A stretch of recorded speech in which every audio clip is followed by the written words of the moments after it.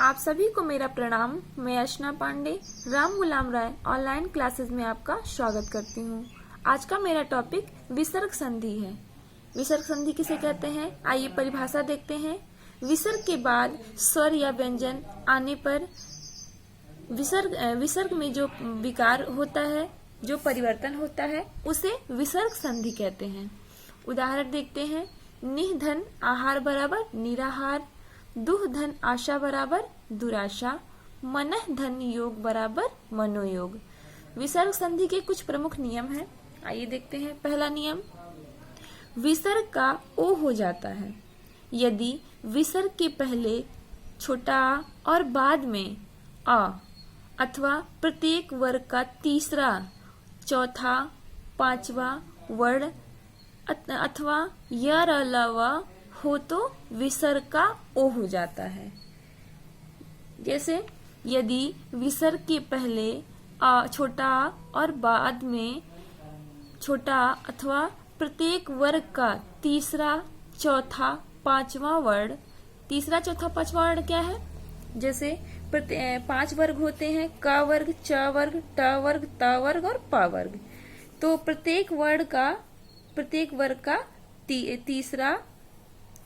तीसरा, चौथा, पांचवा यानी ग, घ, अंगा, क वर्ग का, च वर्ग का, ज, झ, इया, ट वर्ग का, ड, ढ, ड़, त वर्ग का, द, ध, न और प वर्ग का ब, भ, म।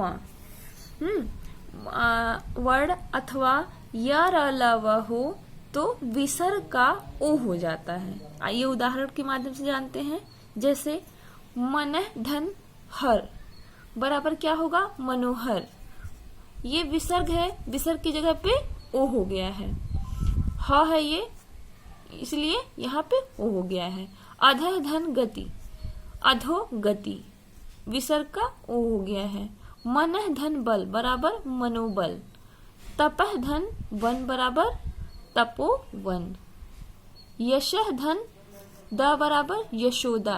ये जितने विसर्ग है सबका वो ओ हो गया है। अब आइए दूसरा देखते हैं। विसर्ग का र हो जाता है यदि विसर्ग के पहले छोटा, बड़ा को छोड़कर कोई दूसरा वर्ण हो और बाद में बड़ा आ, छोटा ऊ, बड़ा ऊ या तीसरा, चौथा, पांचवा वर्ण य, र, ल, व में से कोई हो तो विसर्ग का र हो जाता है। जैसे निधन, धन बराबर निर्धन, इसका छोटा र, ये र पे हलंत लगने से क्या हो गया है? ये इसको आधा पढ़ते हैं। निधन बल बराबर निर्बल, दुधन जन बराबर दुर्जन। अब आइए तीसरा नियम देखते हैं।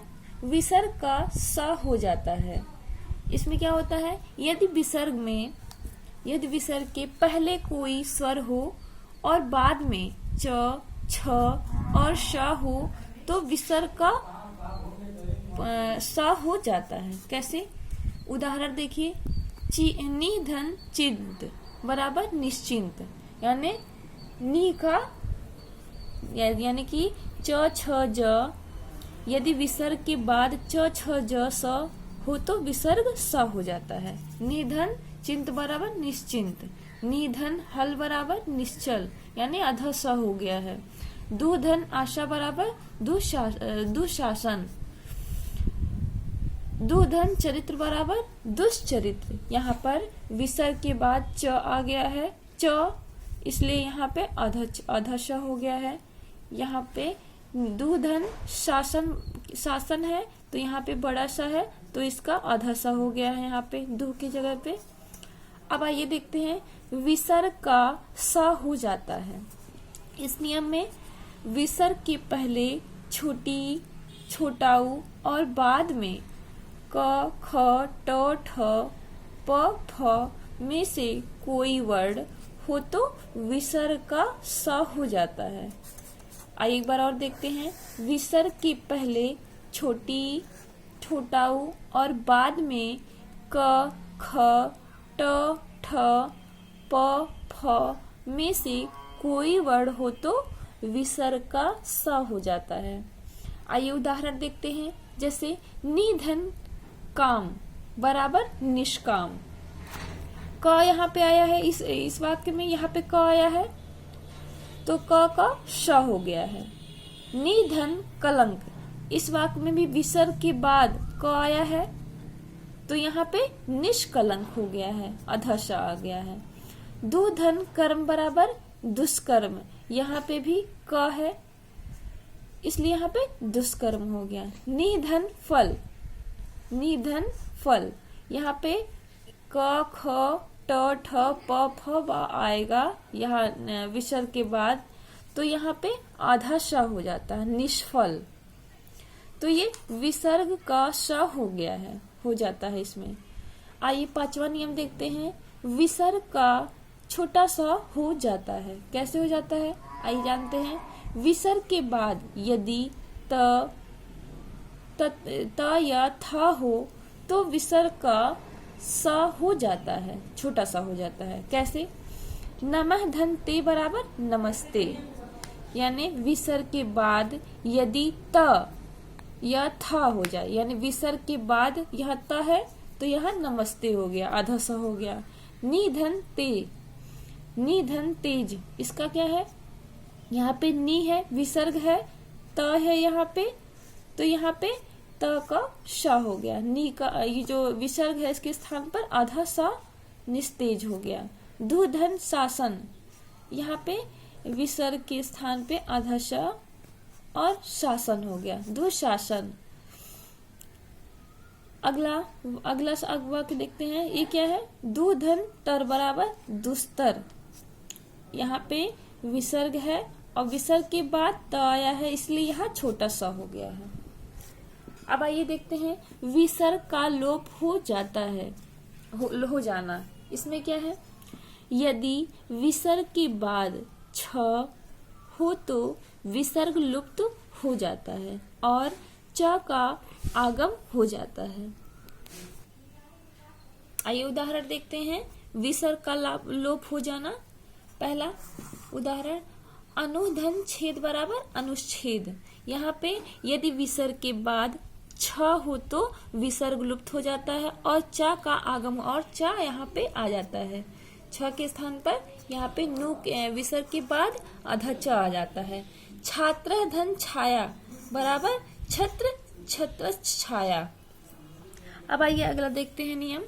यदि विसर्ग के बाद र हो तो विसर्ग लुप्त हो जाता है और उसके पहले का स्वर दीर्घ हो जाता है। जैसे ये क्या है? नी धन रोग बराबर निरोग, यहाँ पे विसर्ग दीर्घ हो जाए, यहाँ पे विसर्ग दीर्घ हो, यहाँ पे दीर्घ स्वर हो गया है, मतलब बड़ा निधन रोग हो गया है।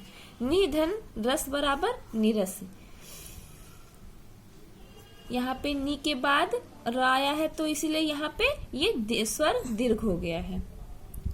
यदि विसर्ग से पहले छोटा या बड़ा हो तो विसर्ग के बाद कोई भिन्न स्वर हो तो विसर्ग का लोप हो जाता है। जैसे अतः धन एव बराबर अत एव, यहाँ पे विसर्ग का लोप हो गया। यहाँ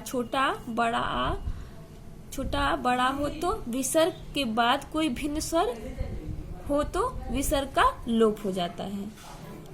अब आइए देखते हैं सातवां नियम, विसर्ग में परिवर्तन न होना। ये इसमें क्या है? यदि विसर्ग के पूर्व छोटा आ हो तथा बाद में पहले छोटा आ हो और बाद में क, ख, प, फ हो तो विसर्ग में परिवर्तन नहीं होता है। यदि विसर्ग के पूर्व छोटा आ हो तथा बाद में क, ख, प, फ हो तो विसर्ग में परिवर्तन नहीं होता है। जैसे प्रातः धन काल बराबर प्रातः काल, इसमें विसर्ग में परिवर्तन नहीं हुआ है। अंत धन करण, बराबर अंतःकरण, अंतः धन पुर बराबर अंतःपुर। आज का मेरा वीडियो यही समाप्त होता है। विसर्ग